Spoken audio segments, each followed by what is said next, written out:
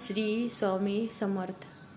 मित्रांनो, आजची ही गाथा फक्त ऐकण्यासाठी नाही तर मनात साठवण्यासाठी आहे.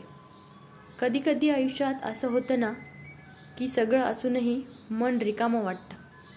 लोक असतात, घर असतं, काम असतं, पण तरीही आतून एक प्रश्न सतत टोचत राहतो.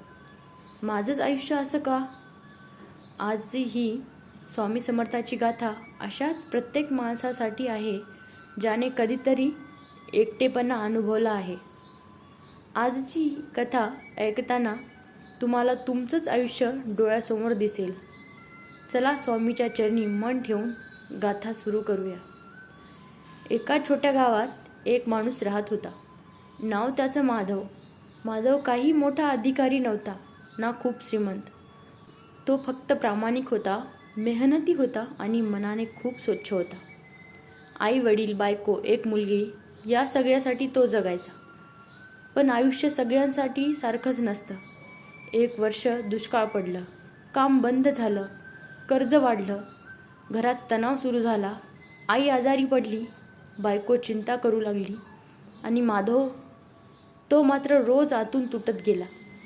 रात्री सगळे झोपले की तो देवासमोर बसायचा आणि मनात म्हणायचा, देवा, मी कोणाचं वाईट केलं नाही, मग हे सगळं माझ्याच वाट्याला का? एक दिवस परिस्थिती इतकी वाईट झाली की माधवला घर विकायची वेळ आली. त्या दिवशी तो पूर्णपणे हारला. कोणी समजून घेणारं नव्हतं, कोणी ऐकणारं नव्हतं. तो रस्त्यावर चालत चालत अक्कलकोटकडे निघून गेला. पाय दुखत होते, डोळे जळत होते, मन मात्र सुन्न झालं होतं. रात्री एका झाडाखाली तो बसला आणि पहिल्यांदाच त्याच्या तोंडातून शब्द निघाले, स्वामी, जर तू असशील तर आज मला आधार दे. तेवढ्यात एक शांत आवाज आला, का रे, एवढं ओझं मनात घेऊन फिरतोयस?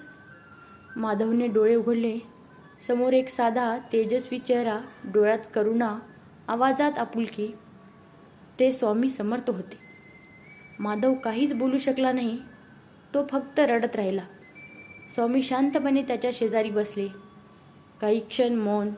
मग स्वामी म्हणाले, दुःख सांगण्यासाठी शब्द लागत नाहीत. मनातलं ओझं मला कळतं. माधव थरथरत म्हणाला, स्वामी, माझ्याकडे आता काहीच उरले नाही. स्वामी हसले. ज्याच्याकडे मी आहे तो कधीच रिकामा नसतो. स्वामी समर्थ म्हणाले, तू आयुष्याला दोष देतोयस. तू आयुष्याला दोष देतोयस, पण आयुष्य तुला घडवते हे पाहत नाहीस.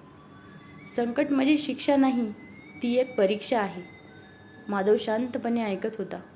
स्वामी पुढे म्हणाले, तू सगळ्यासाठी जगलास, पण स्वतःसाठी कधी शांत बसलास का? मन शांत केलंस तर मार्ग आपोआप दिसतो. त्या शब्दांनी माधवचं काळीज हललं. पहिल्यांदाच त्याला वाटलं, मी अजून संपलो नाही. मी अजून संपलेलो नाही. माधव परत घरी आला. परिस्थिती बदलली नव्हती, पण माधव बदलला होता. तो आता रडत नव्हता, तो शांत झाला होता. त्याने काम शोधायला सुरुवात केली. छोटं काम, थोडे पैसे, हळूहळू सगळं सावरू लागलं. तो रोज एक वाक्य म्हणायचा, स्वामींनी माझी परिस्थिती नाही, माझं मन बदललं. मित्रांनो, ही गाथा आपल्याला काय शिकवते? सगळं संपलं असं वाटतं ना? सगळं संपलं असं वाटत असताना स्वामी समर्थ सुरू होतात. संकटे येतात, पण ती आपल्याला मोडायला नाही, घडवायला येतात. बदल बाहेर नाही, तो आतून सुरू होतो. आज तुम्ही कोणत्याही अडचणीत असाल तर एकच म्हणा, मनापासून म्हणा, ओम श्री स्वामी समर्थ. जर ही गाथा तुमच्या मनाला थोडीशीही स्पर्शून गेली असेल तर व्हिडिओ लाईक करा, शेअर करा. कारण कदाचित हीच गाथा कोणाच्या तरी आयुष्याला नवीन दिशा देईल. चॅनल सबस्क्राईब करा. स्वामी समर्थ गाथा. लवकरच पुन्हा भेटू नवीन गाथेसोबत. ओम श्री स्वामी समर्थ.